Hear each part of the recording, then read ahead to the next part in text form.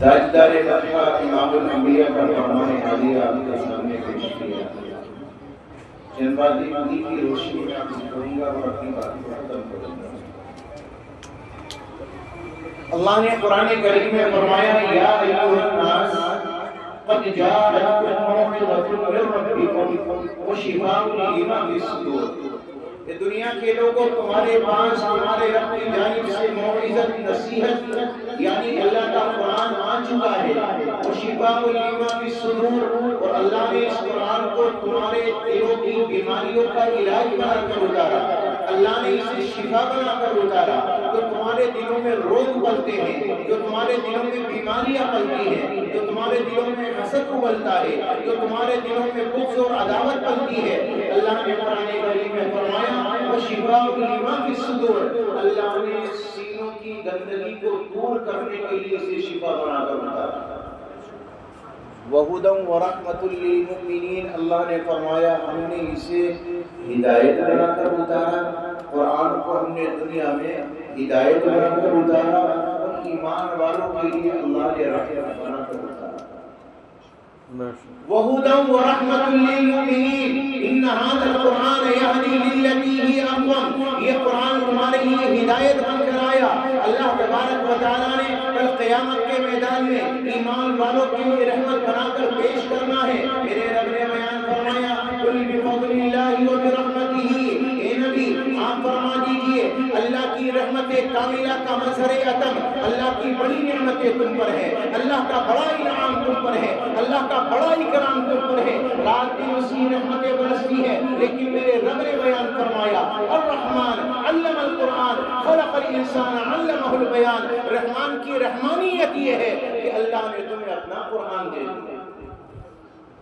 قل بفضل اللہ وبرحمتہ، میرے بندو میری رحمت کا فضل یہ ہے، میری رحمت کا فضل، میرا انعام یہ ہے، میری رحمت کا کمال یہ ہے کہ میں نے تمہارے درمیان میں اپنا قرآن دے دیا۔ قل بفضل اللہ وبرحمتہ فبذلک فلیفرحوا، اللہ فرماتا ہے تو اگر قرآن تمہیں مل جائے نا، قرآن کی آیت تمہارے سینوں میں آ جائے، یا قرآن سے تمہیں وابستگی ہو جائے، قرآن کے تم پڑھنے والے بن جاؤ، قرآن کے سیکھنے والے بن جاؤ، یا قرآن والوں سے تمہارے دلوں میں لگاؤ پیدا ہو جائے اور قرآن والوں سے تم محبت کرنے لگو، تو رب نے کیا فرمایا فَبِذَلِكَ فَلْيَفْرَحُوا، اگر قرآن کسی بھی درجے میں تمہارے سینے میں پلتا ہے تو خوشیاں منانا اللہ نے قیمتی چیز تمہارے سینے میں اتار دی۔ فَبِذَلِكَ فَلْيَفْرَحُوا هُوَ خَيْرٌ مِّمَّا يَجْمَعُونَ، اچھا اللہ نے اترانے کو منع فرمایا، لا تفرح ان اللہ لا يحب الفرحین، زیادہ خوشی کا اظہار نہ کرو، اللہ اسے لوگوں کو پسند نہیں فرماتا، لیکن اللہ نے فرمایا اگر قرآن تمہیں ملے اور قرآن تمہارے سینوں میں آ جائے، قرآن کی آیتیں سینوں میں آ جائے، تو اللہ نے فرمایا فَبِذَلِكَ فَلْيَفْرَحُوا، لوگوں خوشیاں منانا اللہ نے سب سے قیمتی چیز تمہارے سینے میں اتار دی۔ هُوَ خَيْرٌ مِّمَّا يَجْمَعُونَ، پھر اللہ فرماتے ہیں جو کچھ دنیا کی نعمتیں جمع کرتے ہو نا، دولت ہو، عزت ہو، شہرت ہو، بنگلے ہو، گاڑیاں ہو، سب سے بہتر ہے قرآن کریم کو اپنے سینے میں جمع کرنا۔ یہ وہ آیت تھی جو اس کا سہارا میں نے خطبے میں لیا، میں نے ترجمہ آپ کے سامنے پیش کیا ہے۔ اللہ اس آیت میں فرمانا یہ چاہتا ہے میرے بندو میں نے تمہارے لیے بہترین نصیحت اتار دی، اب تمہارے دلوں کا علاج، تمہاری بیماریوں کا علاج، تمہارے لیے ہدایت کا ذریعہ، تمہارے لیے دنیا میں کامیابی کا ذریعہ اللہ نے اسی قرآن کو بنا کر اتارا۔ اب تاجدار مدینہ امام الانبیاء کی حدیث سنتے چلے، میرے آپ کے آقا نے کیا بیان فرمایا؟ حضرت علی راوی ہے، بیان فرماتے ہیں میں نے جناب رسول اللہ صلی اللہ علیہ وسلم کو فرماتے ہوئے سنا، میرے آقا نے ارشاد فرمایا اے علی انہا ستکون فتنہ، ان قریب ایسا زمانہ آئے گا فتنوں کا ظہور ہوگا، فتنوں کی بارشیں ہوگی، فتنے آئیں گے اور تمہارے ایمان پر ڈاکے ڈالنے کی کوشش کریں گے، ایمان کو چھینا جائے گا، ایمان کو چھیننے کی کوششیں کی جائیں گی۔ میرے نبی نے بیان فرمایا علی قریب وہ زمانہ آئے گا کہ انسان کا ایمان، اس کے لیے سنبھالنا مشکل ہوگا، فتنوں کی بارشیں ہوں گی۔ حضرت علی نے یہ معلوم نہ کیا آقا یہ فتنے کدھر سے آئیں گے اور کیوں آئیں گے، بلکہ حضرت علی نے فرمایا یا نبی اللہ المخرج منہا یا رسول اللہ، آقا مجھے نکلنے کا راستہ بتا دو۔ اگر وہ فتنے آنے لگے، فتنوں کا ظہور ہو جائے اور فتنوں کی بارشیں ہونے لگے تو آپ کا یہ علی ان فتنوں سے کیسے بچے گا، راستہ تو بتائیے۔ آپ نے یہ تو فرما دیا کہ فتنوں کی بارش ہوگی، آقا یہ بھی بتا دو میرے لیے بچنے کا راستہ کیا ہے۔ عقل مند آدمی یہی کرتا ہے، کوئی پریشانی آنے والی ہو تو آدمی کیا کرے گا، یار نکلنے کا راستہ دیکھو، ادھر سے بچنے کا راستہ دیکھو۔ علی نے معلوم کیا ہم میں سے کوئی ہوتا کیا کہتا، آقا یہ فتنے کیوں آئیں گے، کس وجہ سے آئیں گے، کدھر سے آئیں گے، کون سے ملک سے آئیں گے۔ حضرت نبی پاک علیہ السلام سے علی نے عرض کیا آقا جب آپ نے فرما دیا تو اب چاند کی چاندنی میں دن کے دن ہونے میں شک ہو سکتا ہے، آپ کے فرمان میں شک نہیں ہو سکتا، اس لیے آپ مجھے یہ بتاؤ من مخرج منہا یا رسول اللہ، نکلنے کا راستہ کیا ہے۔ اب ذرا آپ اپنے دل کی آنکھیں کھولیے، آقا علیہ السلام کا فرمان سنیے، میرے آقا نے کیا بیان کیا۔ آقا علیہ السلام نے فرمایا قال کتاب اللہ، علی تمہیں فتنوں سے بچانے والی ایک ہی چیز ہے، وہ ہے اللہ کا قرآن۔ اگر تم فتنوں سے بچنا چاہتے ہو، اگر تم چاہتے ہو کہ فتنے تمہارے قریب نہ آئیں، اگر تم چاہتے ہو تمہارا ایمان سلامت رہے، تو میرے آپ کے نبی نے فرمایا قال کتاب اللہ، علی ایک ہی چیز ہے اللہ کا قرآن، جتنا اسے مضبوطی سے تھامو گے فتنوں سے بچے رہو، اور جتنا قرآن سے دور ہو جاؤ گے، قرآن سے دوری اختیار کرو گے، فرمایا علی اتنے ہی فتنے تمہارے قریب آتے چلے جائیں گے۔ فتنوں سے بچنے والی کون سی چیز ہے بھائی؟ اللہ کا قرآن، اللہ کے نبی نے بیان کیا قال کتاب اللہ۔ آقا نے یہ نہیں فرمایا علی تہجد پڑھنا، علی نمازوں کے پابند رہنا، فرمایا کیا کتاب اللہ، کتاب کو مضبوطی سے تھامے رکھنا، فتنوں سے بھی بچے گا، نمازوں کا پابند بھی ہوگا، قرآن کا پابند بھی ہوگا، دنیا کی تمام نعمتیں تجھے حاصل ہوں گی۔ فیہ نبأ ما قبلکم وخبر ما بعدکم، اگلی پچھلی ساری خبروں کو اللہ نے بیان فرما دیا۔ وحکم ما بینکم، اللہ نے اسے فیصل بنا کر اتارا، تمہارے مابین اگر کوئی جھگڑا ہو اللہ کا قرآن سامنے رکھ کر فیصلہ کیا کرو۔ اور میرے رب نے بیان فرمایا، میرے نبی نے بیان فرمایا من ترکہ من جبار قسمہ اللہ، اگر کوئی ظالم، اگر کوئی متکبر اپنے عناد کی بنا پر، اپنی سرکشی کی بنا پر یہ کہے کہ مجھے قرآن کی ضرورت نہیں ہے اور وہ قرآن سے دوری اختیار کرے، اللہ کے نبی نے بیان فرمایا اللہ ایسے بندے کو پیس کا رکھ دے گا، اس کا کوئی پرسان حال نہیں۔ جو قرآن سے عناد رکھے گا، قرآن سے سرکشی کرے گا، قرآن کو چھوڑے گا، قرآن کی مخالفت کرے گا، قرآن والوں کی مخالفت کرے گا، نبی نے فرمایا من ترکہ من جبار قسمہ اللہ، اللہ پیس کر رکھ دے گا، اور فرمایا ومن ابتغى الهدى في غیرہ اضلہ اللہ، اگر قرآن سے ہٹ کر ہدایت پر آنا چاہو گے نا تو سوائے گمراہی کے کچھ اور حاصل نہیں ہو سکتا۔ قرآن سے ہٹ کر کچھ اور ہدایت حاصل کرنا چاہو گے نہیں مل سکتی سوائے گمراہی کے۔ اللہ کا قرآن پہلے ہے، میرے پیارو یاد رکھیے گا، اللہ کے نبی نے بیان فرمایا ہے، یہ کسی عالم کا قول نہیں ہے، یہ کسی ادارے کا فتویٰ نہیں ہے، یہ جناب رسول اللہ صلی اللہ علیہ وسلم پوری دنیا کے سب سے بڑے مفتی امام الانبیاء کا فرمان عالی ہے۔ میرے آقا نے فرمایا اگر قرآن سے ہٹو گے سوائے گمراہی کے کچھ اور نصیب نہیں ہو سکتا۔ یہ اللہ کا قرآن عظمت والی کتاب ہے، اس سے جو وابستہ ہوگا سچی بتا رہا ہوں اللہ اسے عزتیں دے گا، جو چھوڑے گا اللہ اسے ذلیل کر دے گا۔ دنیا میں سب سے زیادہ پڑھے جانے والی کتاب کوئی اور نہیں اللہ کا قرآن۔ آپ بتاؤ کوئی کتاب پڑھی جاتی ہے؟ نوجوان بیٹھے کوئی بک لے آئیے، کوئی کہانی کی کتاب لے آئیے، کوئی داستان کی کتاب لے آئیے، ایک بار پڑھو گے، 2 بار پڑھو گے، 3 بار پڑھو گے اور اس کے بعد ذائقہ ختم۔ اٹھا کے الماری میں رکھے گا، کسی نے اٹھا کے نیچے رکھی تو اٹھائے گا یار یہ کس نے رکھ دیا، اس سے کراہیت ہونے لگی۔ لیکن قرآن واحد وہ کتاب ہے جسے دیکھنے کے بعد دل کو تسلی ملتی ہے۔ سب سے زیادہ پڑھے جانے والی کتاب اللہ کا قرآن ہے، اس سے زیادہ دنیا کی کوئی کتاب نہیں پڑھی جاتی۔ امام شافعی رحمۃ اللہ علیہ فرماتے ہیں مجھے مکہ سے مدینہ جانا تھا اور مجھے امام مالک کے پاس جانا تھا ملاقات کی غرض سے۔ فرماتے ہیں جب میں راستے میں تھا میں نے سواری پر سواری کی تو سوچا لمبا سفر ہے، کیوں نہ ایک کام کروں اپنے دن اور رات کو کامیاب بنا لوں۔ میں نے قرآن پڑھنا شروع کر دیا۔ فرماتے ہیں مکہ سے لے کر مدینہ تک 8 دن 8 راتیں لگی اور 8 دن 8 راتوں میں میں نے 16 قرآن کریم مکمل کر دیا۔ 16 قرآن کریم۔ ایک راوی ہیں حضرت ابو بکر بن عیاش،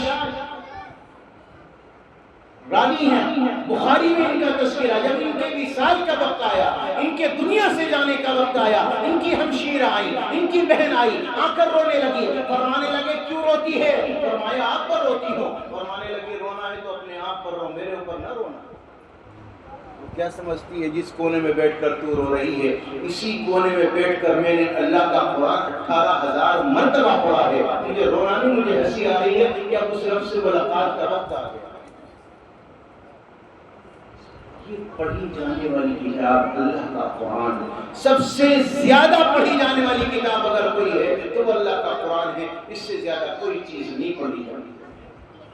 حضرت عثمان غنی رضی اللہ تعالیٰ قربان جائی ہے، تیسرے خلیفہ، کیا فرماتے ہیں پوری رات گزر جاتی ایک قرآن ایک رکعت میں پورا کیا کرتے تھے، ایک قرآن ایک رکعت۔ لوگوں نے سوال کیا، فرمایا عثمان کیا بات ہے پوری رات میں قرآن کریم کو مکمل کر دیتے ہو؟ یہ ہمارے اندر جذبہ نہیں، یہ ہمارے اندر طاقت نہیں۔ فرمایا آپ کیسے ایک ہی رات میں اللہ کے قرآن کی تکمیل کر لیتے ہو؟ حضرت عثمان غنی نے جواب دیا واللہ لو صحت قلوبکم، اللہ کی قسم اگر تمہارے دل صحیح ہوتے اور تمہارے دلوں میں کجی نہ ہوتی اور تمہارے دلوں میں اللہ کی اور قرآن کی سچی محبت ہوتی لما شبیت بن تلاوت القرآن، فرمایا کبھی زندگی میں تمہارے دل اللہ کے قرآن کی تلاوت سے سیر نہیں ہوئی۔ جب آپ کو شہید کیا گیا آپ کی بیوی نائلہ آ گیا، فرمانے لگی وہ ظالموں میرے عثمان کی ناقدری نہ کرو، میرے عثمان کی بے حرمتی نہ کرو، تم نہیں جانتے میرا عثمان تو وہ عثمان تھا جو ایک ہی رات میں اور ایک ہی رکعت میں اللہ کا پورا قرآن پڑھ دیا کرتا تھا۔ یہ حضرت عثمان غنی رضی اللہ تعالیٰ عنہ، ہزاروں صحابہ ایسے ہیں جو اللہ کے قرآن کو اسی انداز سے پڑھتے تھے۔ افسوس یہ ہے کہ یہ قرآن آج ہماری زندگی سے سب سے زیادہ پڑھی جانے والی کتاب کون سی ہے بھائی؟ قرآن۔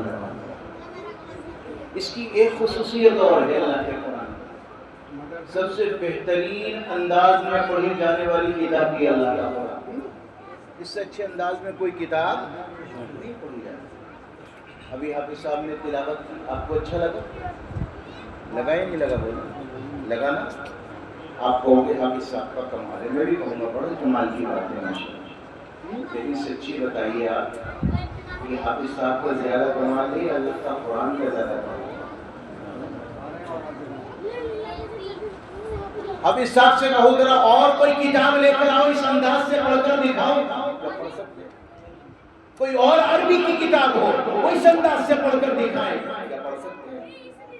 یہ اللہ کے قرآن کی خاصیت ہے کہ وہ بہترین انداز میں پڑھی جانے والی کتاب ہے۔ حضرت ابو موسیٰ اشعری قرآن کے قاری تھے اور اللہ کے نبی نے یہ فرمایا تھا لقد اوتیت مزمار من مزامیر آل داؤد، اللہ کے نبی نے فرمایا تھا تمہیں داؤد کے سازوں میں سے اللہ نے ایک ساز عطا کیا ہے۔ فرماتے ہیں کہ ایک دن کا واقعہ ہے، معراج کی تنہائی تھی، تہجد کا وقت تھا، میں گھر کے اندر صحن کے اندر اللہ کے قرآن کی تلاوت کر رہا تھا، صبح کا سہانا وقت تھا، تاجدار مدینہ امام الانبیاء مسجد کی جانب چلے، میرے آپ کے آقا جب مسجد کی جانب چلے میرے آپ کے آقا کے کانوں میں آواز آئی کس کی؟ قرآن کی تلاوت کی۔ ابو موسیٰ اشعری قرآن کی تلاوت کر رہے ہیں، تاجدار مدینہ نے اپنا قدم آگے نہیں بڑھایا، وہیں روک لیا اور قرآن کو سننا شروع کر دیا۔ ایک زمانہ تھا جب گھروں سے تلاوتوں کی آواز آیا کرتی تھی، تو وہ ختم ہو گیا نہیں؟ مجھے یاد ہے تقریباً 30-35 سال پہلے جب مسجدوں میں جایا کرتے تھے تو پہلی صف کم سے کم قرآن کے پڑھنے والوں سے بھری نظر آتی، پہلی صف۔ آج چلے جائیے آپ کسی مسجد میں، اللہ ماشاءاللہ تو مل جائے گا، اچھی بات ہے، لیکن کیا وہ ماحول نہ؟ اچھا ایک بات بتاؤ، پڑھنے والے اس وقت سے زیادہ ہوئے ہیں کہ کم ہوئے ہیں؟ پھر پتہ کیا چلا کہ قرآن سینوں میں تو جمع کیا، قرآن کریم کو پڑھا تو گیا لیکن اس کا حق ادا نہیں کیا۔ فرماتے ہیں تاجدار مدینہ وہیں رک گئے اور قرآن کریم کو سننے لگے، یہاں تک کہ اذان فجر ہونے لگی۔ تاجدار مدینہ امام الانبیاء مسجد میں پہنچے، آپ نے نماز فجر ادا کرائی۔ نماز فجر کے بعد حضرت ابو موسیٰ کو قریب میں بلایا اور یہ فرمایا، ابو موسیٰ رات تو قرآن کریم کی تلاوت کر رہا تھا اور میرے کانوں میں آواز آئی، میں نے باہر بیٹھ کر، باہر کھڑے ہو کر تیرے قرآن کریم کو سنا، مجھے بڑا اچھا لگا، میرے دل کو بڑا سکون ملا۔ فرماتے ہیں یا نبی اللہ، اگر مجھے یہ پتہ چل جاتا کہ آپ باہر کھڑے ہیں، لحبرتہ لک تحبیرا، یا نبی اللہ میں اور اچھی انداز میں اللہ کے قرآن کی تلاوت کرتا اور اچھا اللہ کا قرآن پڑھتا۔ یہ تاجدار مدینہ کے غلام ہیں جو بہترین انداز میں قرآن کریم کی تلاوت کرنے والے ہیں۔ یہ قرآن کریم کا اعجاز ہے، اس سے زیادہ بہترین انداز میں کوئی کتاب نہیں پڑھی۔ ایک عالم دین نے واقعہ بیان کیا کہ انہوں نے شاہ اللہ بخاری کی دعوت دی، وہ گھر پر آئے، رات میں قیام کیا تو وضو کا لوٹا رکھا اور ایک مصلی رکھ دیا اور اس کے بعد جو ہے انتظار کرنے لگے کہ آپ اٹھیں گے حضرت، نماز پڑھیں گے۔ آپ جب تہجد پڑھ کر آئے، وہ عالم دین فرماتے میں نے دیکھا کہ حضرت تو ہے ہی نہیں، کہاں چلے گئے؟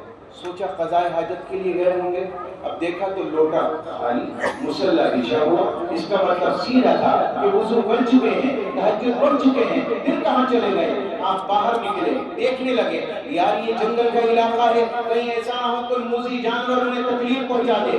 آپ دیکھتے ہیں کہ صبح کا سہانا وقت تھا۔ فرماتے ہیں وہ عالم دین اللہ والے، غالباً مارچ یا اپریل کا مہینہ تھا، صبح کی ٹھنڈی ہوائیں چل رہی تھی اور میری کانوں میں آواز آئی کہ شاید کوئی قرآن کی تلاوت کر رہا ہے۔ میں اس آواز کی طرف بڑھتا گیا، یہاں تک کہ میں نے دیکھا سامنے ایک پہاڑ پر حضرت شاہ صاحب تشریف فرما ہے اور قرآن کریم کی تلاوت کر رہے ہیں۔ اور مزید بڑا بات تو جب یہ تھی، کمال کی بات تو یہ تھی کہ دوسرے پہاڑ کی چوٹی پر سامنے ہی ایک سانپ تھا جو اپنے سر کو اٹھائے ہوئے تھا اور وہ حضرت شاہ صاحب کی تلاوت کو سن رہا تھا اور جھوم رہا تھا۔ فرماتے اذان فجر ہونے لگی، شاہ صاحب نے تلاوت بند کی، اس سانپ نے اپنے سر کو نیچے ڈالا اور اپنے راستے چل دیا۔ یہ اللہ کا قرآن ہے جو بہترین انداز میں پڑھا جاتا ہے، تو اللہ کی قسم جانور چرندے پرندے بھی اللہ کے قرآن کو سنا۔ یہ اس کا اعجاز ہے کہ بہترین انداز میں، اور نبی نے فرمایا من لم یتغن بالقرآن فلیس منا، جو اپنی آواز سے مزین نہ کرے وہ ہم میں سے نہیں ہے۔ قرآن کو مزین کر کے پڑھو، اپنی آواز کو، انداز کو بہترین انداز میں قرآن کریم کی تلاوت کرو۔ یہ اللہ کے نبی پاک علیہ الصلوۃ والسلام کا فرمان عالی ہے، اور نبی نے فرمایا زین القرآن بأصواتکم فإن الصوت الحسن یزید القرآن حسنا، اچھی آواز سے قرآن کو مزین کرو، اچھی آواز سے قرآن کو مزین کرنا اس کے حسن کو دوبارہ کر دیتا۔ اس کی ایک اور خاصیت ہے قرآن کریم کی، آخری بات کرتے ہوں گے ہم کو، بارہ ہو گیا، کوئی دعا ہوگی انشاءاللہ۔ یہ قرآن کریم بڑی جلدی یاد ہو جاتا ہے۔ 2 سال کا بچہ 2 سال میں، 1 سال میں، 8 مہینے میں، 10 مہینے میں، اور اس کی عجیب مثال بتاؤ، امام ابو حنیفہ رحمۃ اللہ علیہ کے دربار میں ایک شخص اپنے بچے کو لے کر آیا اور آنے کے بعد کہا حضرت والا میرے بچے کو اپنی شاگردی میں رکھ لو۔ فرمانے لگے بھائی نہیں، آپ کا بچہ حافظ ہے کہ نہیں، میرا بچہ حافظ نہیں ہے تو پھر میں نہیں رکھ سکتا، میرے یہاں پر وہی طلبہ پڑھتے ہیں جو قرآن کے حافظ ہوتے ہیں۔ اچھا، تو باپ اپنے بچے کو لے گئے۔ ایک ہفتے کے بعد امام صاحب کا دروازہ کھٹکھٹایا، حضرت والا میرے بچے کو اب کامیاب ہو جائے گا۔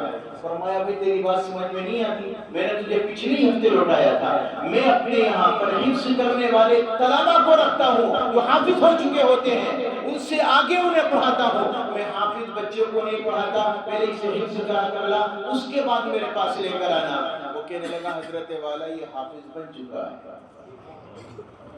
فرمایا کیسے؟ حضرت جب آپ نے بھیجا تو بچے کو لگ گئی کہ مجھے تو حضرت کا شاگرد بننا ہے، 7 دن میں قرآن کریم کو مکمل حفظ کرنا، 7 دن میں۔ اب دیکھیں کتنی جلدی قرآن کریم یاد ہو جاتا ہے۔ 80 سال کا 100 سال کا بوڑھا بھی قرآن کا حافظ بہترین قرآن پڑھتا ہے، اور 5 سال کا بچہ بھی اللہ کے قرآن کی تلاوت کرتا ہے۔ 5 سال کے بچے حافظ قرآن ہو رہے ہیں۔ میرے پیارو، یہ قرآن کریم کا اعجاز، اس کی خاصیت ہے، اور اس کا چوتھا، اس کی شان یہ ہے قرآن کریم کی کہ یہ اپنے پڑھنے والوں کو عزت عطا فرماتا ہے، اور جو اس کی قدر نہیں کرتے انہیں دنیا میں ذلیل کر دیتا ہے۔ صحابہ نے پڑھا، اسے سیکھا، اسے سکھلایا، اپنے دلوں میں اتارا، اس کی روح تک پہنچے۔ میرے پیاروں یاد رکھیے گا، پوری دنیا نے ان کی غلامی کی، ساری دنیا پر ان کی بادشاہت رہی، اللہ نے انہیں عزت عطا فرمائی، اللہ نے انہیں بلندی عطا فرمائی، اور آج مسلمان کروڑوں کی تعداد میں ہے، اربوں کی تعداد میں ہے۔ لیکن مجھے یہ بتائیے کہ دنیا میں مجھے اور آپ کو بین الاقوامی سطح پر عزتیں ملی؟ نہیں، کیوں؟ اس لیے کہ آج مسلمان نے، اللہ نے جو نعمت عظمیٰ عطا فرمائی تھی، مسلمان نے اسے اٹھا کے ساتھوں میں رکھ دیا اور سمجھ لیا یہ تو برکت کی چیز ہے، خالی یہ کام آنے والی چیز نہیں۔ اللہ کے بندو، آج مسلمان کیا کوئی اتقاب ہو جائے کسی کو، ہے جی بچوں کو بلا لو جلدی سے، نہیں یہ تو کام۔ اچھا دکان کھولیے، چلو ایک کام کرو بچوں سے قرآن کریم پڑھوا دو، ایسے ہی ہے۔ اب آپ یہاں پر تشریف لے آئے ہیں، بڑی اچھی بات ہے، علماء بھی بیان کرتے ہیں، میں بھی بیان کرتا ہوں، مجلسوں میں شرکت کرنا بڑے ثواب کی بات ہے، لیکن میں کہتا ہوں ثواب کے لیے سیکھنے کے لیے آتے ہیں، سیکھنا مقصد ہوتا ہے، ثواب تو ملے گا ہی۔ کوئی آدمی 20,000 کا 30,000 کا فون اس لیے خریدتا ہے کہ یار اس میں ٹارچ ہے، خریدے گا وہ؟ یار ٹارچ 100 روپے کی مل جائے گی، 200 کی مل جائے گی، ثواب تو سبحان اللہ کہنے پر بھی مل جائے گا، بسم اللہ کہنے پر بھی مل جائے گا، الحمدللہ کہنے پر بھی مل جائے گا۔ قرآن خالی اس لیے نہیں آیا کہ ثواب اکٹھا کیے جائے، قرآن اس لیے آیا ہے تاکہ ہماری زندگی میں تبدیلی آئے، قرآن اس لیے آیا تاکہ ہمیں پستی سے نکال کر زندگی میں ترقی عطا کرے، زندگی میں عروج دے، تاکہ دنیا کے اندر ہمیں عزت اور مرتبہ ملے۔ قرآن خالی اس لیے نہیں آیا کہ ثواب اکٹھے کرتے چلے جاؤ، بلکہ قرآن اس لیے آیا ہے ہمیں بستی کے غار سے نکال کر عزتوں کے تختوں پر بٹھا دے۔ آج یہودیوں کے ریسرچ خانوں میں چلے جاؤ، آپ کو ملے گا اللہ کا قرآن رکھا ہوا، انہوں نے ریسرچ کی ہے، وہ قرآن کی گہرائی میں اترے ہیں، آج دنیا کے بادشاہ بن گئے، اور مسلمان آج حروف تک بھی نہیں رہا، اللہ نے ساری دنیا میں ذلیل کر دیا، حروف بھی دلوں میں زندہ نہیں۔ اور پھر یہ تصور کہ یار اللہ ہمیں عزت دے گا، کبھی تو حالات پلٹیں گے، یہی نا۔ اچھا امید ہے اسے حال پر کہ حالات پلٹ جائیں؟ جس رب نے اتنی بڑی نعمت مجھے اور آپ کو عنایت کی ہو، اور اس امت نے اس قرآن کی ناقدری کر دی ہو، اسے بالکل پسے پشت ڈال دیا، اولاد کے سینوں میں نہ اتارا، اپنے سینوں میں نہ اتارا، قرآن کے پڑھنے والے نہ بنے، قرآن کریم سے محبت کرنے والے نہ بنے، اور اس کے بعد یہ تصور اللہ پھر بھی تمہیں عزتیں دے گا تو سوچتے رہو لا حرج فی تصور کرنے میں کوئی حرج نہیں ہے، سوچ لو ہم کل کے بادشاہ ہیں، کیا جاتا ہے؟ خواب میں دیکھتے رہو، خواب کبھی پورا نہیں ہوا کرتا۔ اصل چیز ہے قرآن کریم کو دل میں اتارنا، اس کی روح میں اتر جانا۔ آج ہم لوگ کیا کرتے ہیں؟ قرآن کو پڑھ لیا، بس اس کا ترجمہ نہیں کرتے، ترجمہ پتا ہے تو اس کی گہرائی کا نہیں پتا، چھلکوں سے کھیلنا ہے، بڑا اچھا پڑھتا ہے، بڑی اچھی بات ہے، قرآن کو اچھا پڑھنا چاہیے، بڑا اچھی تفسیر کرتا ہے، اچھی بات ہے، لیکن اس کی گہرائی میں کون اترے گا؟